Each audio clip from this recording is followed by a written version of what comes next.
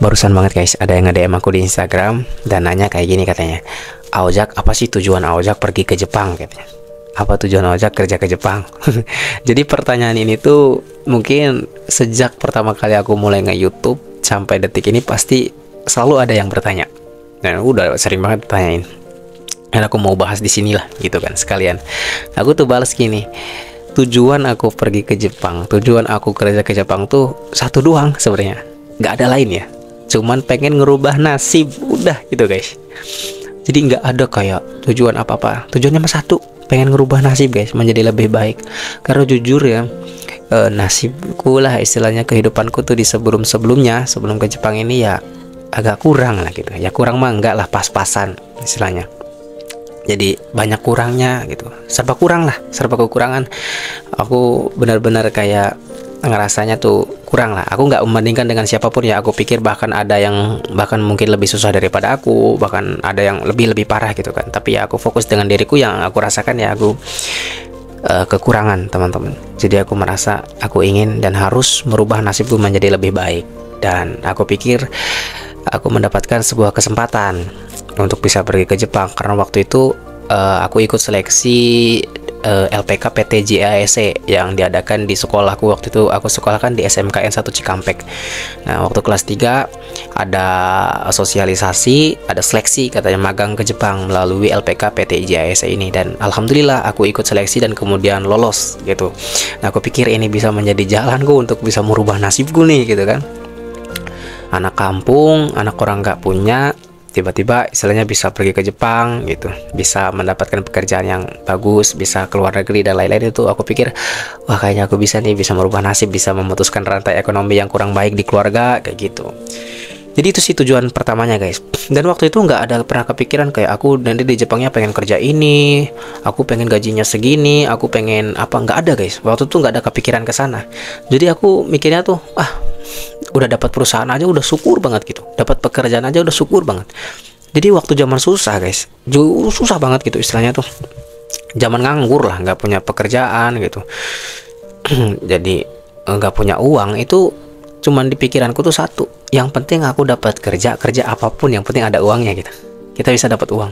Udah dulu mah nggak ada kepikiran, pengen kerjanya ini, pengen ininya, nggak pernah pilih-pilih waktu itu ya, karena nggak ada pilihan apapun guys. Waktu zaman ya nggak punya relasi, nggak punya modal, nggak punya apa-apa mah, udah satu doang tujuannya, kerja dapat duit apapun itu. Makanya waktu itu aku kan juga sempat nganggur ya beberapa waktu karena nggak ada kerjaan, kemudian juga COVID, corona dan lain-lain. Ya aku kerja apapun mau, aku gabret gitu kan, aku gas kan, kerja di sawah ayo gitu, kotor-kotoran, mau sama lumpur dan lain-lain juga siap. Kemudian juga mau kuli bangunan aku jabanin. Pokoknya mau capek seberapa, misalkan uangnya nggak seberapa, aku nggak pikir. Aku bersyukur waktu itu alhamdulillah lah masih ada kerjaan dan aku masih bisa punya penghasilan, minimal bisa buat jajan sendiri guys. Karena nggak enak banget ya perasaannya tuh, udah lulus sekolah kita nggak punya kerjaan dan kita mau minta ke orang tua juga malu ya karena udah gede gitu. Jadi itu tuh bener-bener masa yang gak enak banget yang aku alamin ya Allah gitu. Jadi udah lulus sekolah nih, udah gede kan ya, istilah lulus sekolah SMK gitu. Terus masih minta uang jajan ke orang tua, belum punya penghasilan sendiri. Aduh guys, gak enak banget. Apalagi kalau lebaran, kalau kumpul-kumpul keluarga tuh aku paling benci banget karena malu. Beneran guys. Jadi harga diri laki-laki itu katanya bekerja. Memang benar, itu benar. Jadi laki-laki tuh kalau nggak bekerja tuh kayak kurang percaya diri gitu, kehilangan kepercayaan dirinya. Ya makanya waktu itu tuh kerjaan apapun aku siap lah gitu, yang penting dapat.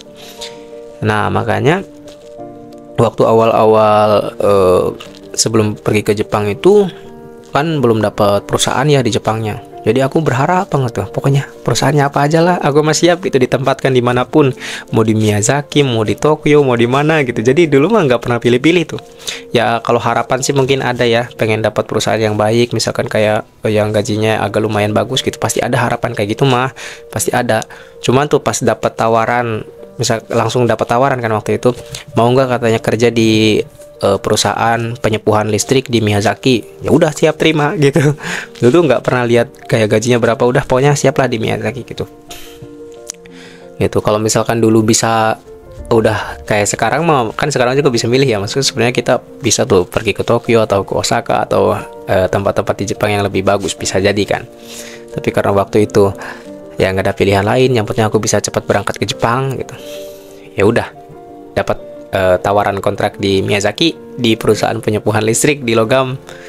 Oke, aku terima gitu. Nah itu guys, jadi tujuannya mah waktu itu pengen ngerubah nasib doang gitu, pengen berubah menjadi lebih baik. Dan alhamdulillah guys ya, bukannya gimana-gimana, yang aku rasain ini mah pengalaman aku pribadi.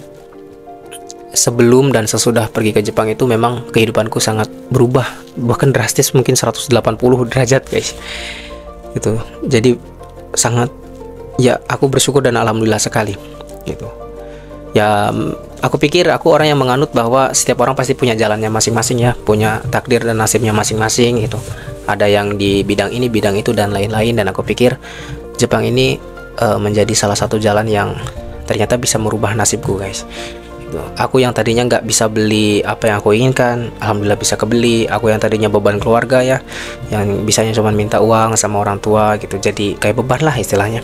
Sekarang aku bisa ya bantu orang tua gitu kan, bantu keluarga di rumah gitu, bantu sekolahkan adik-adikku gitu, alhamdulillah gitu. Jadi ya Allah gitu, Allah tuh maha baik banget.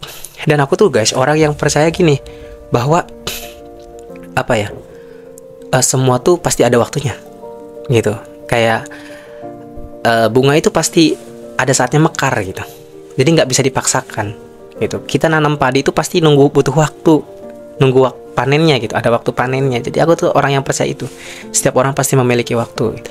Dan aku orang yang percaya ketika kita mengalami kemunduran, ketika kita mengalami sebuah apa ya, ujian, cobaan, benar-benar yang kita itu membuat kita tuh sangat susah, kesulitan dalam hidup, itu aku pikir itu adalah momen-momen terbaik untuk kita mempersiapkan diri melesat ke depan gitu. Jadi waktu itu aku sangat percaya sekali bahwa aku akan memiliki waktu yang bagus di masa depan. Aku orang yang gitu, sangat percaya. Aku orang yang percaya dengan kata-kata yang semua akan indah pada waktunya. Aku percaya banget guys itu. Aku percaya banget. Karena apa? Karena meskipun aku waktu itu susah, meskipun waktu itu aku serba kekurangan apapun, tapi enggak apa, aku apa orangnya tuh tetap kreatif gitu, tetap bisa menghasilkan kreativitasku gitu kan. Kayak aku produktif lah, kayak aku coba nge-YouTube tuh dari lama, kayak aku coba kayak belajar gitar dari lama, kayak aku coba buat mempelajari hal-hal lain itu lebih lama. Sehingga pada waktunya tuh ketika skillnya udah dapat ya, ketika ya aku ngomong bicara kayak gitu udah dari lama gitu istilahnya tuh. Aku biasa di kamera tuh udah dari lama gitu. Aku tuh benar-benar punya impian, cita-cita di YouTube tuh udah dari lama banget gitu. Dari zaman-zamannya aku nggak punya kamera, nggak punya handphone yang bagus, nggak punya alat-alat yang bagus gitu. Tapi itu tuh ada di kepala aku gitu. Suatu hari tuh aku pengen punya kayak gini gitu. Aku pengen bisa kayak gini, dan aku melakukannya. Dan ternyata guys, memang semua akan indah pada waktunya tuh memang benar gitu. Asalkan ya kita mau terus berusaha, berjuang, dan bertahan di masa-masa sulit itu gitu. Gitu. Jadi kalau misalkan kalian nanya, Bang Ojak worth it nggak kerja di Jepang? Bang Ojak bagus nggak kerja di Jepang? Ya kalau menurut aku pribadi, pengalaman aku pribadi guys, sangat luar biasa worth it. Dan aku sangat berterima kasih sekali lah istilahnya sama perusahaanku yang sekarang yang mau menerimaku gitu kan di sini, sama juga LPK JIASC yang sudah menyalurkan aku bisa kerja di sini, membantu banyak hal lah. Semua yang terlibat pokoknya dalam proses aku bisa dapat kerja di sini tuh aku sangat berterima kasih dan sangat bersyukur luar biasa guys gitu. Dan apa ya, agar kita bisa bersyukur secara istilahnya tulus dan benar-benar menerima semua ini dengan penuh rasa syukur tuh, kita nggak usah banding-bandingkan dengan orang lain guys. Udah itu doang. Kita fokus dengan apa yang kita alami aja gitu, dari masa ke masa. Aku selalu membandingkan kehidupanku hari ini itu dengan masa lalu. Jadi aku nggak bandingkan dengan orang lain gitu, karena setiap orang pasti punya latar belakang yang berbeda, setiap orang pasti punya privilege yang berbeda kan. Ada yang dia udah terlahir kaya, ada orang yang udah terlahir dia punya segalanya gitu. Pasti pemikirannya juga beda gitu. Kalau aku memang orang yang berasal tuh dari bawah gitu, benar-benar bukan dari nol tapi dari minus. Karena aku berangkat ke Jepang juga aku minjem uang ke bibi ya, ke paman gitu kan. Aku dibantu banyak orang, istilahnya di keluarga ada beberapa. Aku sangat menyayangi mereka karena mereka sangat membantu aku dalam proses aku bisa dapat kerja di sini gitu. Aku juga dibantu sahabat gitu, karena aku punya sahabat yang sangat luar biasa Dia bernama Bronze gitu kan. Itu satu orang yang sangat luar biasa. Jadi sangat-sangat bersyukur, dan kita nggak usah membandingkan proses kita dengan orang lain, karena pasti akan ada yang lebih baik daripada kita, bahkan ada yang lebih kurang beruntung daripada kita, guys, gitu. Ya, kerja di Jepang juga untung-untungan, ada yang dapat perusahaannya bagus, ada yang dapat gajinya lebih besar dan bisa meledak-ledak gitu. Tapi ya selalu kita ingat bahwa rumput tetangga itu pasti terlihat lebih hijau ya. Kalau kita ngelihat ke atas terus, kita akan lupa bersyukur gitu.